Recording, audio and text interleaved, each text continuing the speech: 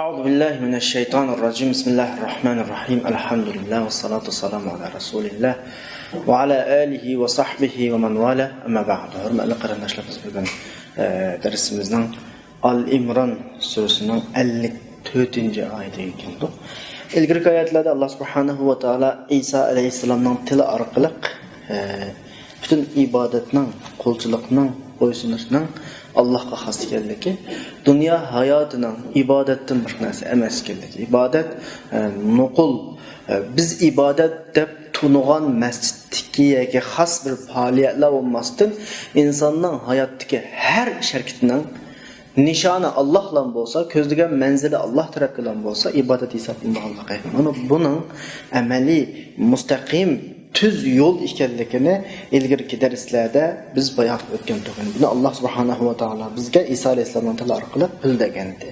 Ilgirki oyatda tüz yo'l degan bir ibora ishlatish orqali bizga bir ushur badi bo'lsa kerak. Ya'ni tüz yo'l ifodasi meselenin naiti iniq, ameliyatda, köz aldığımızda, reallıkta kögülü bulunduğun bir iş ekanligini. Qandaqdır bu din meselesi, İslam, akide, iman meselesi bir maneviyat, yak ruhiyat, yak içki akideler bulup kalmasın.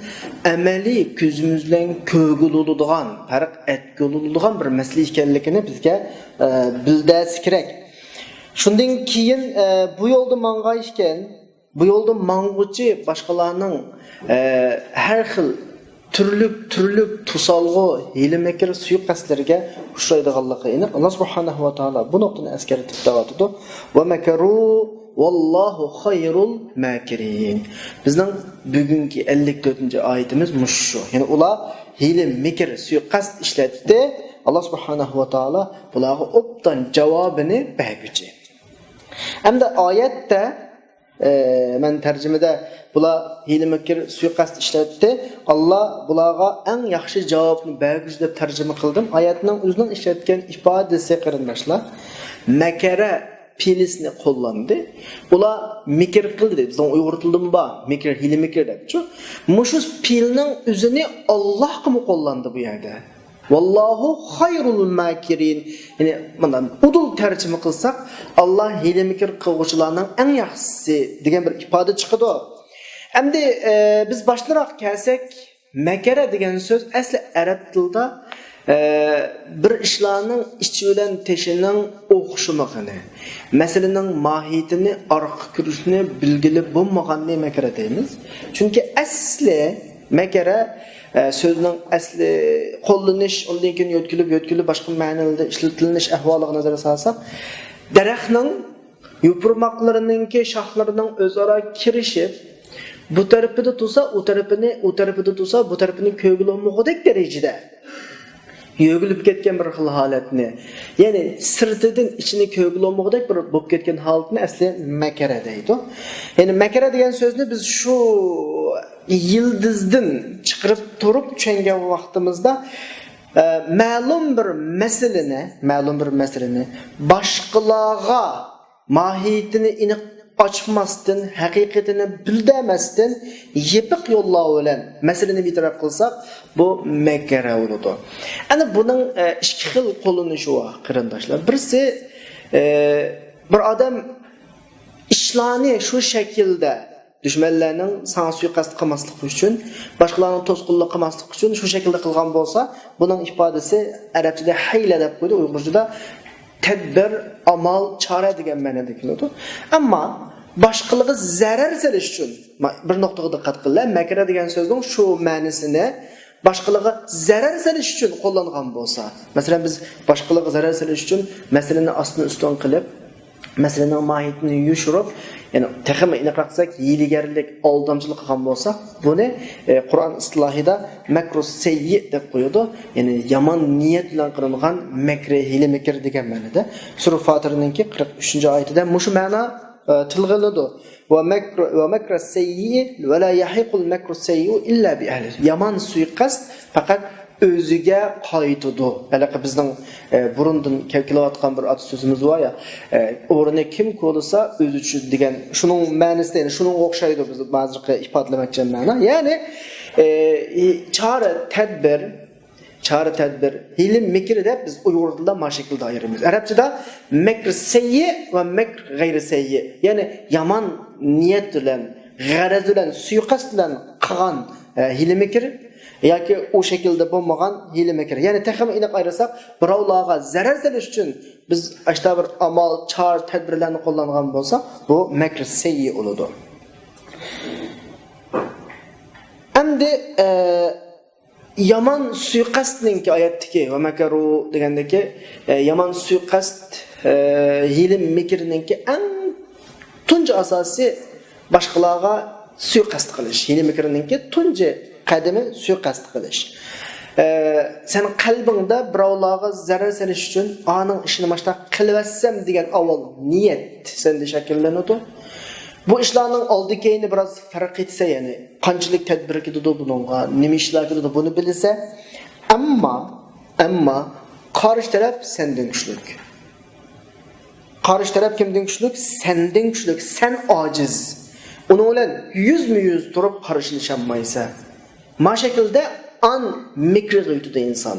Andan keyin suiqasd ilishiltishga shu vaqtda yutadi. Ammo kuchlik odam kuchlik taraf yoki boshqalarga qanaq o'tamaydi, yeni mikr ishlatib o'tamaydi. Balki ishlarini joyida kelgan bo'yincha qilish tegishli yo'ldan qilaveradi. Chunki u qo'rqmaydi bir narsadan. Unda shu bo'yicha ayrasak, ojizlar hiyla mikr qiladi, suiqasd qiladi. Chunki uning kallasi shuna borki, dushmani, raqibi uningdan kuchlik, uningdan nima aqlli. Shu ko'pincha vaqtda hiyla mikr, suiqasd maishlar yushurun şekilde kılınır. Endi iman yolununki, bu hayattaki Rabbani yolununki rakipleri qanday hile mikr qiladi, kimga hile mikr qiladi? Bu yolning boshlamchisi payg'ambar. Ammo payg'ambar, rasul bu yo'lda yolg'iz emas. Alloh bilan billah.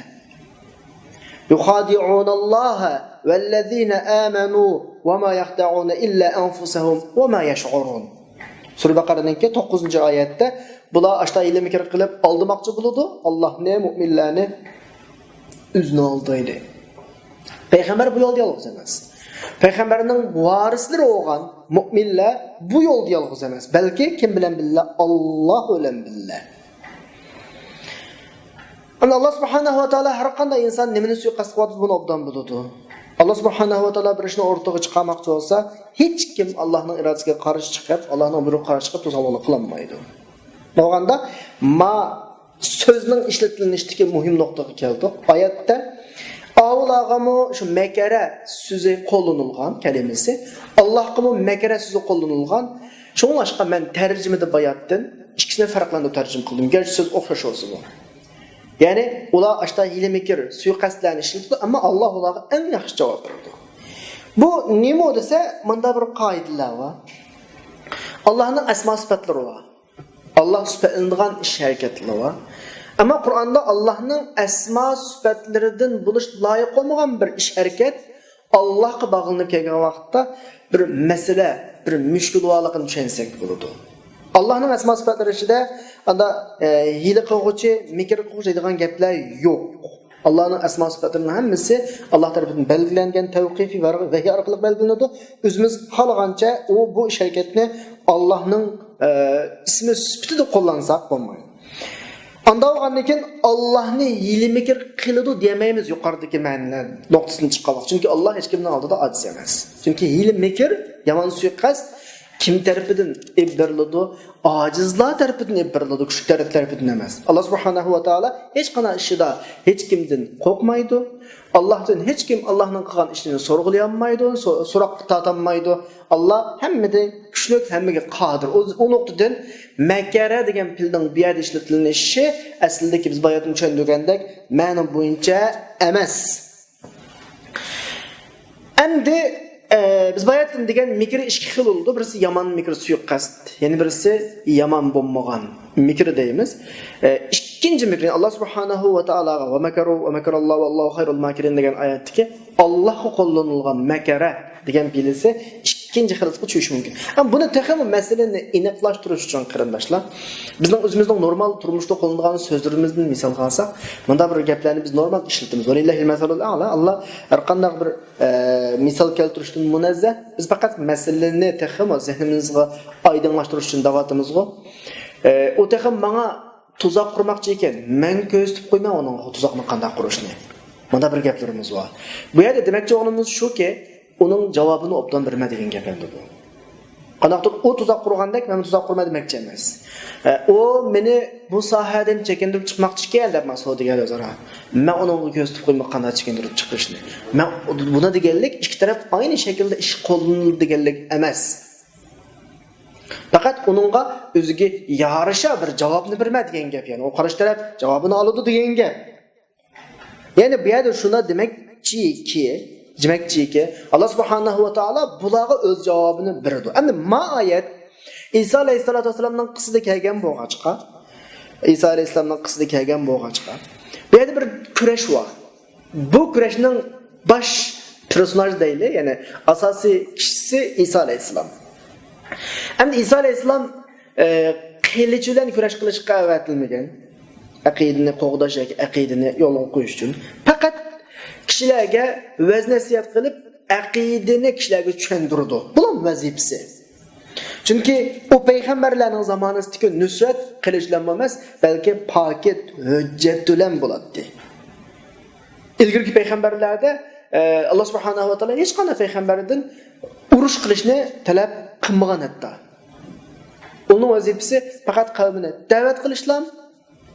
Agar ular voyaga yetib, chekiga yetib, ash bulamaydigan yerga borgan vaqtda mo'jizalar orqali, odatdan tashqi balay ofatlar orqali tufon balasi deymiz, u balasi bu balasi yoki zaminni ostini ustun qilish deymiz, har xil balo orqali tosh yog'dirish deymiz. Bu orqali vayron qilinadi. Bu ilgirki ummatning qonuni edi. Sura Ankabutning 40-oyatida fakullan akhadna bi dhanbihi faminhum man arsalna alayhi hasiban wa minhum man akhadathu as-sayhatu wa minhum man khasafna bihi al-ard wa minhum man aghraqna.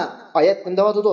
Ilgirki ummatlarning ichidan ashta bir ovoz bilan vayron qilinganlar va shamol bilan vayron qilinganlar va zaminni yutiritilganlar va zaminga g'arq qilingan u har xil ilgir hükümetdeki qonuniyat bu.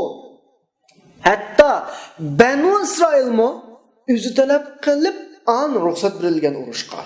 Sura Baqaraning 246-oyatida bu ahvol bayon qilindi. Ko'rib baqsaq bo'ldi qarindoshlar. Alam tara ilal mala'i min bani Isroil ba'da Musa. Musadan keyin Banu İsrail ko'mi qarmadan bu ahvolda kishilarga. Alam tara ilal mala'i min bani Isroil.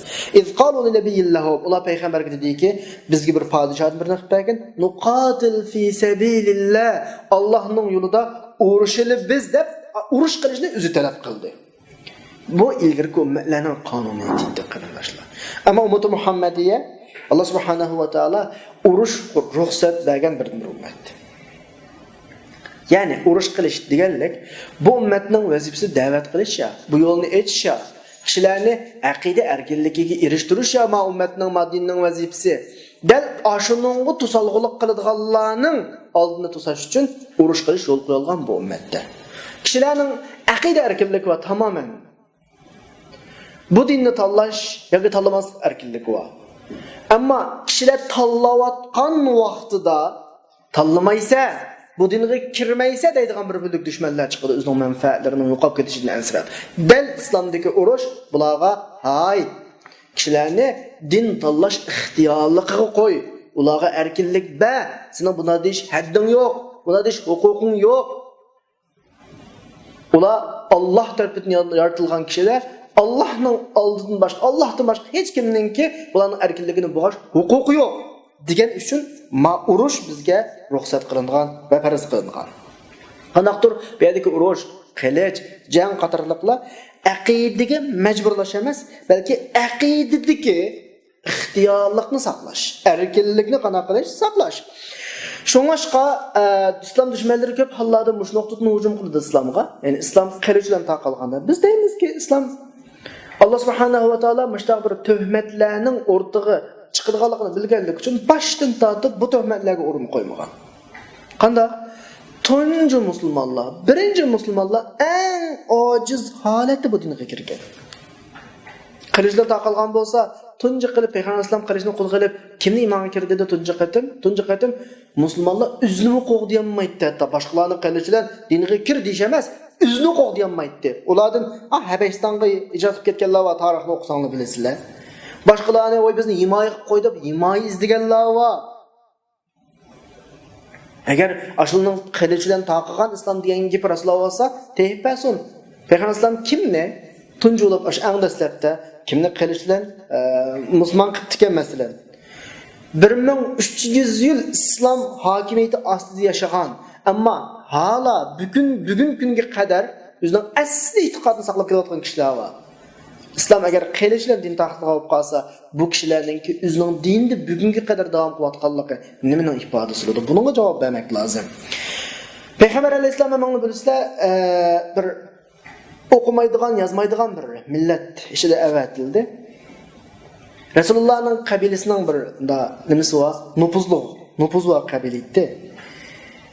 Ammo tarix qarasanglar, Rasulullahning da'vat ishiga yordam qilganlar Rasulullahning qabilasining nupuzli kishilar olmasdan, kuchli kishilar olmasdan eng ojiz kishilar. Rasululloh 13 yil bu da'vatni qildi, agashganlar eng ojiz qullar. Bu yerda birdan bir kuch va narsa bor. U o'simi iymon birlik masalasi, iymon asosi. Musulmon kuchaydi. Qolgan Rasululloh 13 yil ishda geçken hammasi aciz. Hatta üzümü qo'g'diqida kuch yo'q insonlar. Mayadan boshlandi. Rasululloh Madinaga hijrat qildi. Andagi musulmonlar bir birlik bir kuch shakllandi. Shu vaqtda qilich o g'alabdan chiqdi. Bu qilich yana boshqalarga Madinaga kirish deb majburlab emas, balki kishilarningki aqida tanlash erkinligini qo'g'dash uchun g'alabdan chiqdi. Boshqalarning aqida tanlashiga, bu dinga kirishiga to'sqinlik qildiganlarga hay deyish uchun qilich o'rnidan chiqdi. İslam tarixdan buyon bu nuqta aslında bak gap ketadigan nuqta emas. Tarixdan buyon islom boshqa dinning odamlariga bergan fursat favqulodda. Ammo bu yerdagi negizlik masala da'vatning tunji kunidan tortib ta bugunga qadar eng muhim dushmanni qo'rqitayotgan bir nuqta bor. U o'simi har bir musulmon, yakka musulmon temsil qilayotgan mustaqil aqida birligi. Har bir odam bir din deydi. Musulmonlarning har birisi bir dinni temsil qiladi. Har bir musulmon islomning go'zal adab axloq bilan taqalganligini buni obdan tushunish kerak. Bir kishi Allohga iymon etgan bo'lsa sifati bilan, Allohning diniga iymon etganlik bo'lsa sifati bilan bu odam xuddi Alloh payg'ambarni tanlab avatgandek mush dinga, mush ziminga avatgan tanlangan bir band bo'ladi shu odam. İmanның amaliy sulukini tatbiqlashni avatgan bir adam. Har bir odamning vazifamiz bor bizningki musulmonlarningki. Men musulmon degan har odam o'zining shaxsiy ibodatini xiplab yashamaydigan birdan vazifasi bor. Garchi o'zi bilsin yoki buni bilish kerak amaliyotda. Alloh subhanahu va taolo musulmon peti ishki tutlab mangdugan bo'lsa, uni ziminda buning amaliy yashash orqali islomni boshqalarga tirik holatda ko'rsatish bir vazifasi bor. Şuna özün musulmon degan har qanday odam din dushmanlarininki dinga hujum qilish uchun yutuq yaratib turadigan ishlardan neri turish kerak. Bunday ishni asla qilmaslik kerak. Ya'ni o'zining amaliy ish faoliyatininki ma din bizdan talab qilgan bir qimmat qarash, bir manhaj, bir yo'l va shu yo'ldan qanday qilmaslik kerak, yiroqlab ketmaslik kerak. Shu yo'lga chuqur hayoti tatbiqlanish kerak. Shunga din haqida o'ylanganlar, inson bilan o'ylanganlar nazrini dinga tikidi agashkichilarga emas, ko'p hollarda.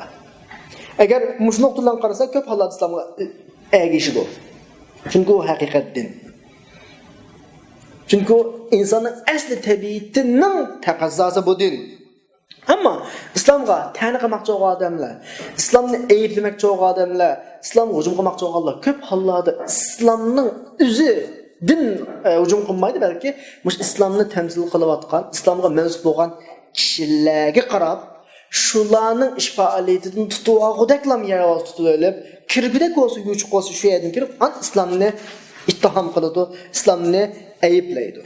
Islomga shu yerdan hujum qiladi. Ammo insofliq mutafakkurlar aqida bilan bir yo'l bilan bu yo'lga ergashganlarning o'tirini farqlantirib muomala qiladi.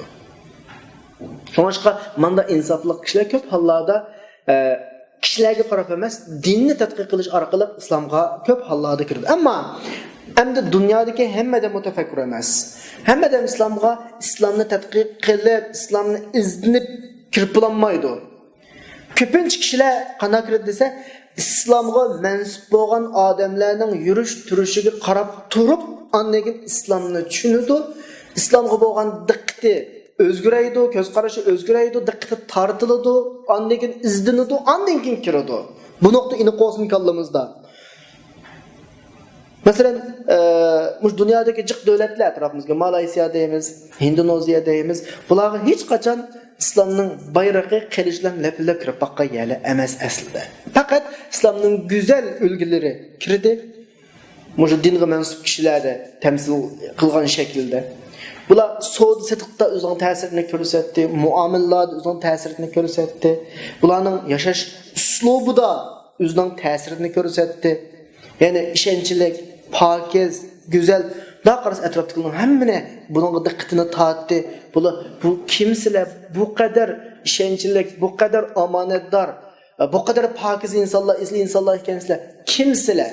Sizlarni bu holat ekagini nima deydigan bir savol o'rtaga chiqdi. Biz musulmon, islomga ergishimiz deyilgan javob berildi. Islom degan nima deydigan savol paydo. Shuning bilan bular musulmon bo'lib islomga kirdi. Demak, bu yerda islomga boshqani chaqiryotgani, bularning yo bir da'vati, yo tabliği, yo bu emas, balki go'zal bir ish faoliyati. Shunga en güzel da'vatchini Sura Fussilatda nim deb sifatlaydi? وَمَنْ أَحْسَنُ قَوْلًا مِمَّنْ دَعَا إِلَى اللَّهِ وَعَمِلَ صَالِحًا وَقَالَ إِنَّنِي مِنَ الْمُسْلِمِينَ. Bir adam özünün musulmonligini o'rtaga chiqarib qo'ygandan keyin yaxshi ishlarni qilib da'vat yo'liga chiqqan odam an boshqalarga men musulmon deyilganda, ya'ni boshqalarni o'zining amaliy ish harakati orqali islomning nima ekanligiga tota olgan odam bu haqiqiy bir da'vatchininki go'zal o'rniki. Ya'ni Alloh qo'ygan da'vat tillan, yaxshi ish bilan ma shaklda bo'ladi. Yaxshi ish bir odamninki tillan qilgan da'vatning amaliy shahodati. Ve bunu bilan birga o'zining musulmon ekanligini oyatda deyilgandek qana qilishga deyilish kerak. Shuni bilan boshqalarning diqqati bu dinga tortiladi. Undan keyin bu dinga qiziqish, izlanish, kirish shu vaqtda boshlanadi. Ya'ni bu ahvollardan biz azroq olsun shuni tushunib olamiz. Islom boshqa shaharlarga savdo va boshqa munosabatlar bilan bog'an odatdagi bir kishilar bilan taqalgan. Buni faqat bundan qilgan yerda nima desa, boshqa bilan islom adabi bilan muomala qilgan, islomning temkinligi bilan, islomning taqvoligi bilan muomala qilgan. Bularning bu ish faoliyati, bu yurish turishi boshqalarning diqqatini tortgan va buning bayatini deganimizdek, bu nima ishda buning siridan so'g'an. Shundan bular men musulmon, men bu ahvolga o'zimchi bo'lib qolmadim, men ergishayotgan din mening mashta bo'lishimni talab qildi mendan degan javob chiqqan. Shuning bilan musulmon bo'lgan. Bu ahvollarni biz sahobalardan ko'rib olamiz. Sahobalar buning tunji bosqich, tunji qadamlari. Masalan, Rasululloh dushmanlarninki dushmanlik qilishdan ansirab sahobalar navbatlashib qana qildi, qo'g'daydi. Bir odamni navbatlashib qo'g'dash degan gap uning o'rnida men xatarga o'zimni atayman degan gapchi. Rasululloh qiladigan o'q menga tegsin. Rasulullohga kelgan qilich menga tegsin. O'zini atash. Masalan, Rasululloh Madinaga hijrat qildi. O'rinda kimni yotqizdi? Ali radhiyallohu anhu. Bugungi kunda biz tarixni shuna o'qib o'tib ketamiz, ammo tasavvur baqayli, ular o'tdamoqchi, kiriblam neyzin sanjimoqchi. Kiriblam qilich salmoqchi, o'lib ketish ehtimoli tavqilati yuqori. Ashhadu ma Allah islom uchun avatgan ma payg'ambar yashasin, men o'lay dedi Ali radhiyallohu anhu. Rasululloh hijrat jarayonida g'orga keldi. Abu Bakr radhiyallohu anhu ikkisi birga ham suhbatdosh. G'orda har xil tushuklayotdi, jilan chayonlar chiqish ehtimoli bor. Kiyimlarini yirtib chiqib qilib qolgan tushuklardan. Yana bir narsa chiqib qolib Rasululloh chiqib qolmasin deb qo'lni qo'ydi, putini qo'ydi. Yana meni chaqsun dedi. Uni bularning hammasi nima desa, shulardagi qurbonlik berish ruhi, ya'ni islomning amaliy ularning vujudida temsil qilgan tarafi. Endi demak Alloh subhanahu va taolo o'zining payg'ambariga kuparlarga qarshi mushu shaklda yordam berdi. Mushu shaklda o'zining sahobalariga yordam berdi. Atrofidagi musulmonlarningki nima bilan xolislik bilan, ixlosmandlik bilan yordam berdi. Kuparlar Rasulullohga suiqasd qildi, o'ldirmoqchi bo'ldi hijratdan oldida va hijratdan keyinmi Qur'on orqali Rasulullohga qarshi chiqib bu dinni yo'q qilmoqchi bo'ldi, masalan, Xandak urushi, Ahzab urushlarida masalan. Va buni har ishlarni qilib boqdi. Alloh subhanahu va taolo o'zining payg'ambariga atrofidagi ixlosmand musulmonlar orqali yordam berdi. Ularning hiyla-makrisini tubdan bitchit qildi. Xuddi bu oyat da'vatidagi sizlar Muhammadga sallallohu alayhi vasallam na yuz jang qilish orqali xuddi hijratdan keyin bo'lgandek, na suiqasd qilish va har xil ilm-fikrlar bilan taqobil turolmaysizlar. Asla va makaru va makralloh vallohu khayrul makirin bizga mushu oyatni da'vatqandek. Masalan, Umar radhiyallohu anhu hijrat qilmoqchi bo'ldi. Oshkor dedi. Onasining yig'lab qilishini xohlaganlar. Ballarının yetim bu qilishni xohlaganlar, ayolining tul qilishni xohlaganlar keynimdan chiqsin. Falon yerga borsin. Men hijrat qilmadim. Mo'chang borma dedi. Bu kuchlikning ifodasi. Endi Rasululloh maxfiy hijrat qildi. Nimishqa? Rasululloh ojizlarning namunasi. Kuchlik holatini namuna ko'rsatib qo'ysa, ojizlar qanday qiladi? Rasululloh eng ojizlarga namuna bo'lmadi. Chunki kuchlik o'zini qo'g'diya oladi, hijratga oshkor chiqa oladi. Ammo ojizlar maxfiy hijrat qilish kerak. Shunga Rasululloh ojizlarga ulgu bo'ldi. Ojizlar ulgu bo'lgan Rasululloh ojizlar ulgu bo'lgan gap ojiz yashi degan gap. Asli ojizlarni bitirib qivitish osonti, ammo dushmanlar shuncha hiyla ishlatdi, yushuruncha va oshkora va yuz jangga kirdi. Alloh subhanahu va taolo o'zining payg'ambarini qanday qildi? Qo'ydiki, va makarulloh va makaralloh vallohu khayrul makirin ki ular qancha suiqasd qilsa, qancha hiyla ishlatsa, ammo ular qilolmadi. Sura Ibrohimning 46-oyatdami? Va qad makaru makrahum va indallohi makruhum va in kana makruhum litazula minhu aljibal. Tog' yo'tchilib ketgudak ig'ir suiqasdni qildi, ammo Alloh u suiqasdlarning hammani vayron qildi. Alloh o'zining payg'ambarini, o'zining mu'min bandalarini himoya qildi. Oxirda deydiganimiz shuki qarindoshlar dars munosabatidan, vaqt munosabatidan darsimiz tugadi. Oxirda deydiganimiz biz payg'ambarlarning agashchisi bo'lib sifatimizdan shuni qilishimiz kerakki, bular har qancha ilm-fikr ishlatsin, har qancha suiqasd qilsin, oshkor yushur suiqasdlari bizni mu'minlarni asla to'xtatolmaydi, turg'izolmaydi va bizga ziyon yetkazolmaydi. Chunki oyatda aniqdiki Vallahu khayrul makirin. Allah subhanahu wa ta'ala bularga javobni eng obdan berguchi va axiru da'vana alhamdulillahi robbil alamin.